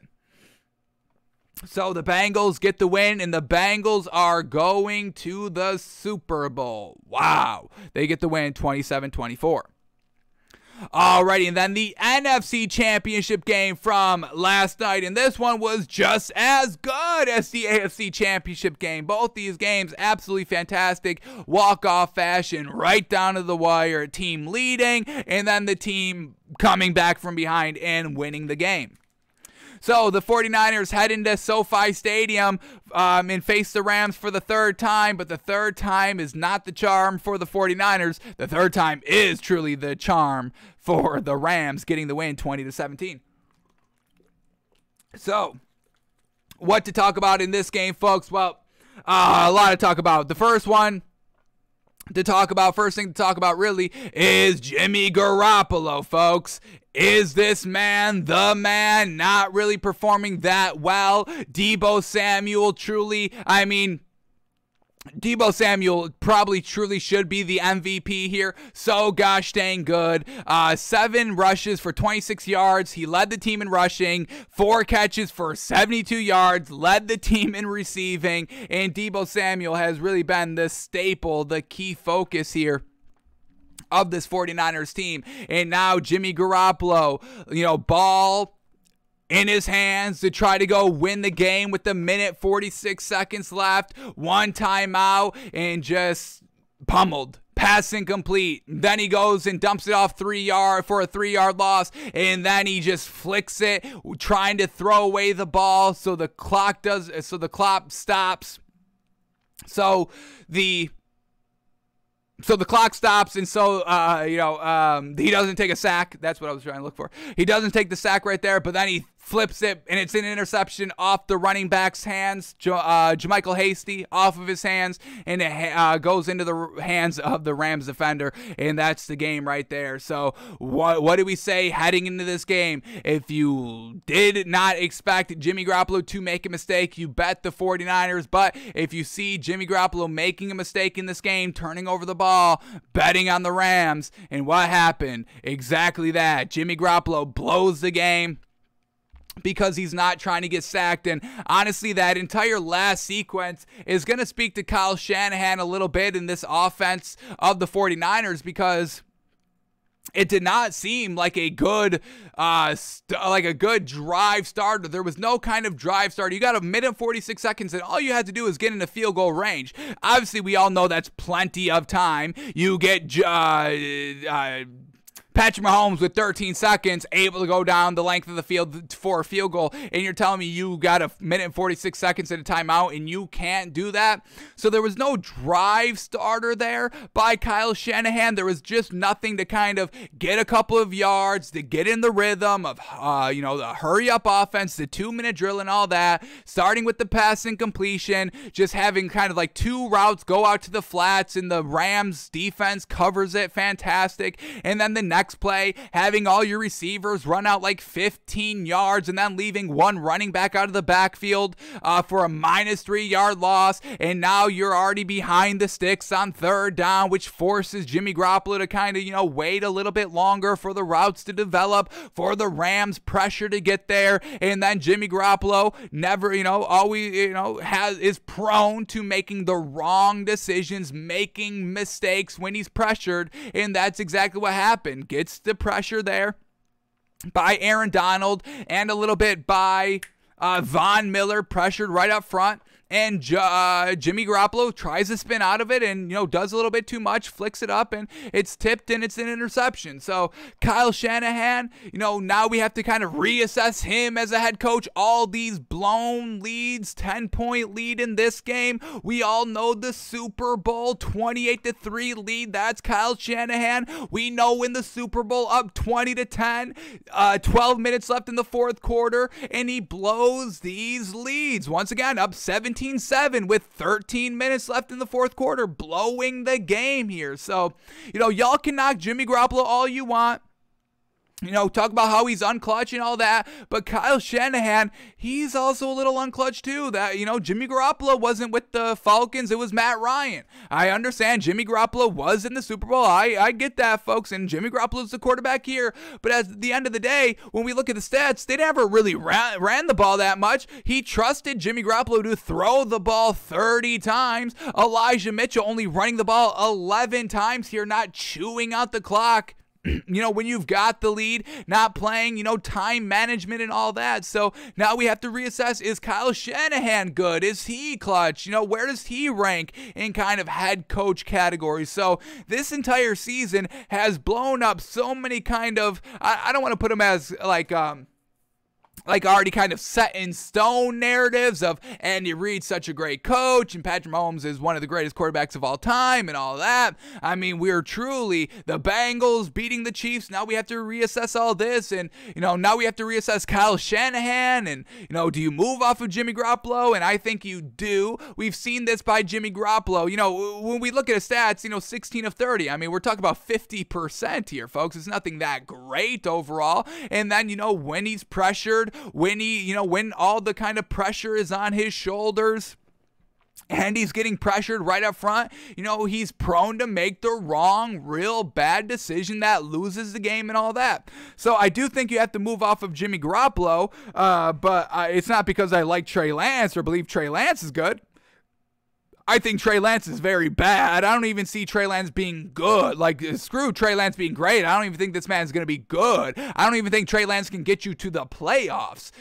So now Kyle Shanahan's going to have to answer all that. And, he's going to have to kind of, reassess which quarterback he actually wants. Like Sean McVay did. I don't want Jared Goff. I want Matthew Stafford. And he went out and got him. So we'll see what Kyle Shanahan truly decides to do. Did he really want Trey Lance? Is Kyle Shanahan, the main driving force behind drafting Trey Lance and truly believes he can win a ring with them?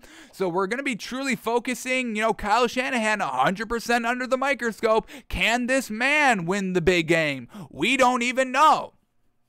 So, once again, why we do the show every single day, folks. Just like that, scripts, narratives, everything can just be 100% topsy-turvy now because of one game, one play of football.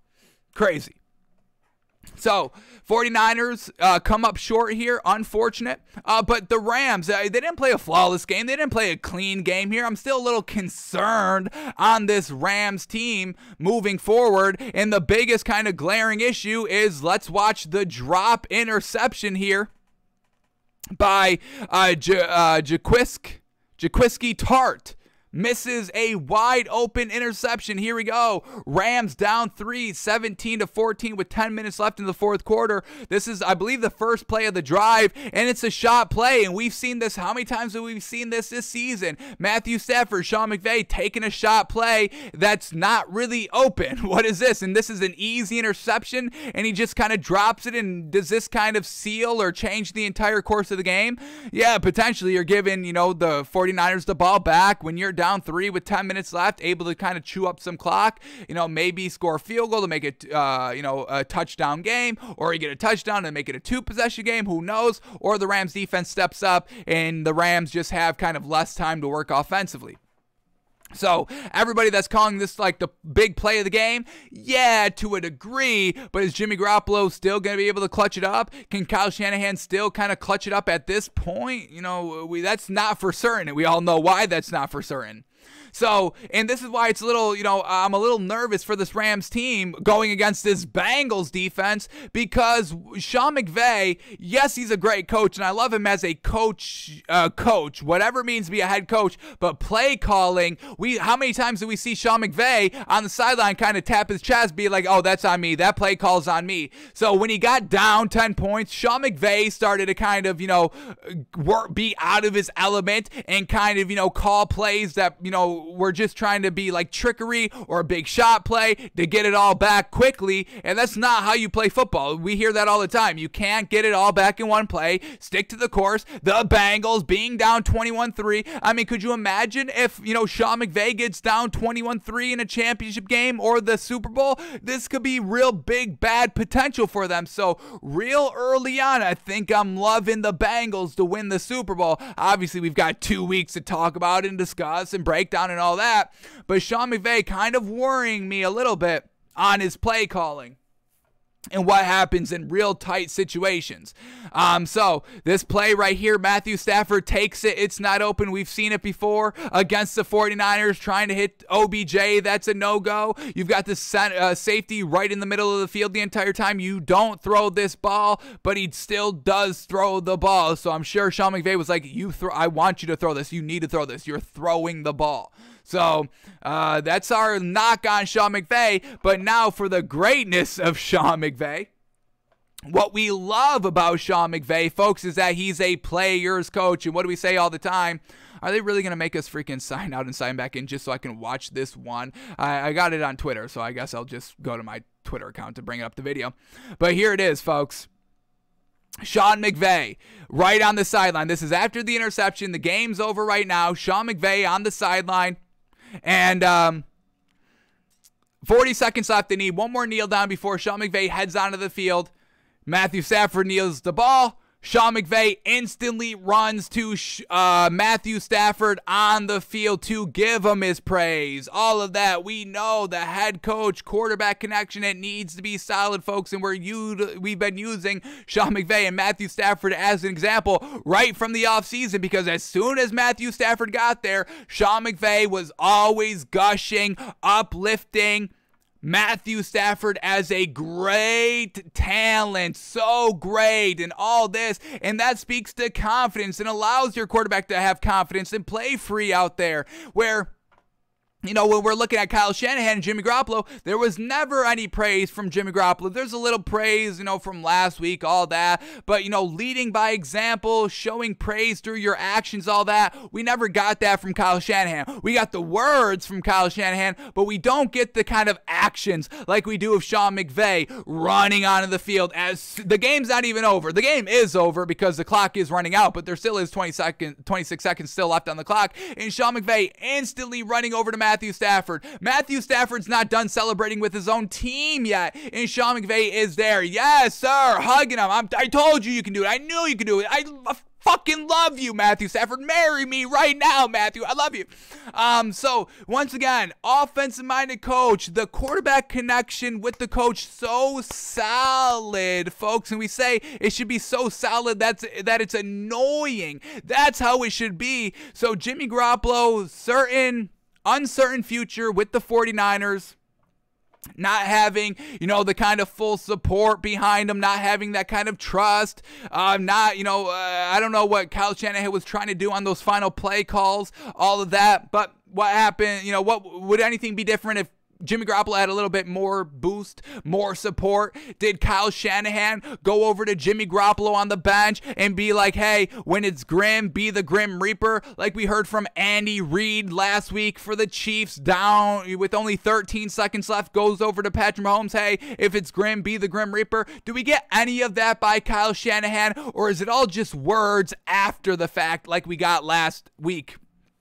It was after the fact. Kyle Shanahan saying, hey, we wouldn't be here without Jimmy Garoppolo and all that. It's always after the fact. Sean McVay does it before the fact, during the fact, after the fact, and then repeats the process the next week, and then repeats the process next week, and then repeats the process next week, and then repeats the process during this week, and then repeats the process after the week as well. So this is what we're saying, folks. We see it all the time. We'll always talk about it when we see it. We'll always highlight it when we see it. And here it is, Sean McVay just loving on Matthew Stafford because he believes in him. He knows they're the guy. He knows they work well together, boosting up that confidence and all that. And then we get this right after the game, the press conference. Once again, Sean McVay for 30 straight seconds praising Matthew Stafford, saying he elevates everybody around him. He elevates me as a coach. Once again, the humbleness at the head coaching position. You must have that. Sean McVay saying, yeah, he even makes me better as a coach. What coach is admitting that? You think Kyle Shanahan is ever saying Jimmy Garoppolo makes me a better coach? Of course not, folks. He would never utter those words in his entire life. So Sean McVay still giving him praise in after the fact at the press conference, and then at the podium for the presentation of the NFC Championship trophy, shouting out Matthew Stafford right off the rip, right off the bat. loving, supporting. We're all in this together, giving credit to where credit is due. Sean McVay is the best coach in that standard. We still have the knock, though, of play calling. That's where, we don't love Sean McVay 100%. A little too cute for his own good. Tries to get it back all in one play. Crunch time situations, not the best. So that's, we're not all praise on Sean McVay. I still love the dude. But for the play calling aspect, still a little up in the air on him. But for what you need to be as a leader at the head coaching position, he checks all the boxes, and here they are in their second Super Bowl with another quarterback. You got to respect it. Alrighty, so let's quickly round out these stats here, and then we will get out of here for today. So here we go. Jimmy Garoppolo goes 16 of 30, officially over 50%, so you get a little credit there, but still 53%, nothing that great. 232 yards, just coming short of 250. We had the prop bet on our pregame show, all quarterbacks over 250 yards. Jimmy Garoppolo is the only one that didn't. And what did we say? We were worried about Jimmy Garoppolo being the one that doesn't do it. 232. And he actually lost 3 yards. He was at 235 at the start of that last drive, and he lost 3 yards. How do you do that? Come on, Jimmy G, Jesus. So he doesn't get it done there. 232 yards. It is still pretty respectable, but it's all the kind of Dable Samuel. 2 touchdowns, 1 pick. The pick cost him. The running game, Dable Samuel, 7 rushes for 26 yards. Elijah Mitchell only ran the ball 11 times for 20 yards, so not established run game here by the 49ers. And then who was Jimmy Garoppolo slinging the ball to? We had Dable Samuel, leading receiver, 4 catches, 72 yards, a touchdown. Brandon Ayuk, 4 catches, 69 yards. Elijah Mitchell, 3 catches, 50 yards. George Kittle, 2 catches, 27 yards, and a touchdown. And then for Matthew Stafford, here we go. We got 31 of 45 completions, 68%, baby. Yes, sir. Showing what Matthew Stafford could do with a competent team and a smart head coach. Matthew Stafford truly working his way up into kind of, working his way up into this kind of OG quarterback class of Big Ben and Rodgers and Breeze and Manning and Brady, working his way up because he was at the bottom of the list there because not winning any rings or being competitive in any meaningful games. But here we go, folks. Matthew Stafford making his case. Gotta love it. So 68% completion percentage, 337 yards, 2 touchdowns, 1 pick. Cam Akers ran the ball 13 times for 48 yards. Once again, the big believability into your players. Sean McVay could have easily not ran Cam Akers at all this game because he fumbled twice last week and almost cost him the game against the Bucs, but he sticks with it. Leading rusher Cam Akers, 13 rushes for 48 yards. Sony Michel, 10 rushes for only 16 yards, and Matthew Stafford even took off 5 times for 8 yards. All right, and then Matthew Stafford slinging the ball. We got Cooper Kupp, 11 receptions for 142 yards and a touchdown. OBJ, what a performance. 9 catches for 113 yards. And then shout out to Tight End University. Yes, sir. Kendall Blanton, who Tyler Higbee got injured, real early in the game. So Kendall Blanton fills in for him. 5 targets, 5 catches, 57 yards. Big catches in the biggest spots. You got to respect it. Tight End University showing out here in the championship games. Tyler Higbee, 2 catches, 18 yards. He got a little injured, unfortunately. And then Von Jefferson, only 2 catches for 9 yards. So the Rams get the win 20-17. Sean McVay, fantastic. Matthew Stafford, fantastic. And now we get Jimmy Garoppolo. Probably shouldn't be here anymore, but we'll see what happens, and we'll see what Kyle Shanahan decides to do for the future of the 49ers.